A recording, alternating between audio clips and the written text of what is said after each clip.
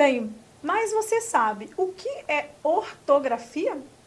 Um conceito básico de ortografia, a gente vai ver aí, né, o que, morfologicamente, o que essa palavra significa. Orto, como a gente pode ver aqui no nosso slide, é correto. E grafia, pessoal, é escrita. Então, a ortografia significa a correta ortografia das palavras, no caso, nosso idioma de língua portuguesa, ok?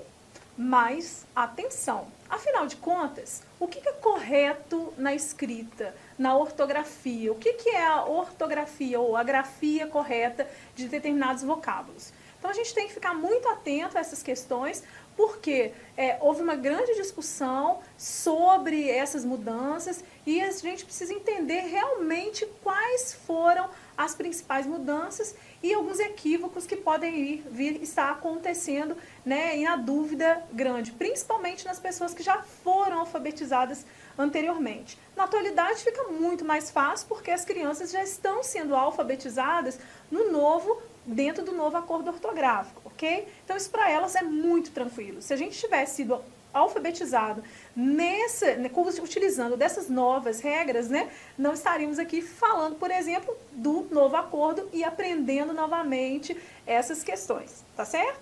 Então, vamos trabalhar aqui com alguns conceitos, né, interessantes. Primeiro, quais são os motivos pelos quais o acordo ortográfico aconteceu e está vigorando, né, a partir de 2016 no Brasil? O primeiro motivo é que a língua portuguesa ela é falada em vários países diferentes, que têm fonéticas diferentes, linguagens diferentes, apesar do idioma ser o mesmo. O objetivo, esse é um dos objetivos. Então, é necessário uma uniformização da língua portuguesa. Por quê? Para que ela se transforme, né, num instrumento competitivo culturalmente, economicamente. Então, publicações que eram feitas aqui no Brasil, por exemplo, ou em Guiné-Bissau, elas tinham que ter tradução para o português local. Com as mudanças ortográficas, de acentuação, de grafia, o que acontece? Essas mudanças, elas propiciam o quê? Uma propagação, uma divulgação, uma difusão maior, né, da cultura, da literatura, dos produtos midiáticos, exatamente porque não há necessidade de uma tradução, por vezes, do idioma para um idioma local, tá? No determinado país. Outra coisa interessante se tocar é que de todos os países que fazem parte, né, que falam a língua portuguesa e tem como idioma oficial, o Brasil é aquele que sofreu menos mudanças.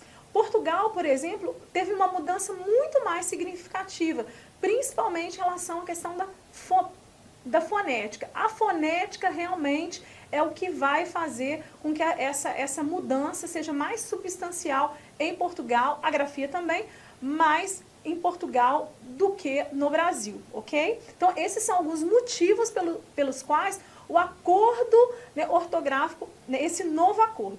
É interessante pensar que ele é um novo, né? Esse adjetivo novo significa aí, né, implicitamente, que já houveram outros acordos, correto? Então, nós vamos ver aqui, né, que houve realmente em outros tempos outras mudanças significativas na língua, mas não tão eficazes e assim, exatamente porque tá uma expansão muito maior, né? A gente vive uma sociedade de informação e a difusão cultural ela é muito maior, tá? Então, para ilustrar, esses são os países que falam a língua portuguesa. É muito importante a gente saber quais são os nossos irmãos, né, de língua, de idioma, ok? Nós temos aqui o Brasil, Portugal, Guiné-Bissau, Cabo Verde, Moçambique, Timor-Leste, Angola, São Tomé e Príncipe. Todos esses falam português e utilizam como o idioma oficial, né, de cada país citado aqui.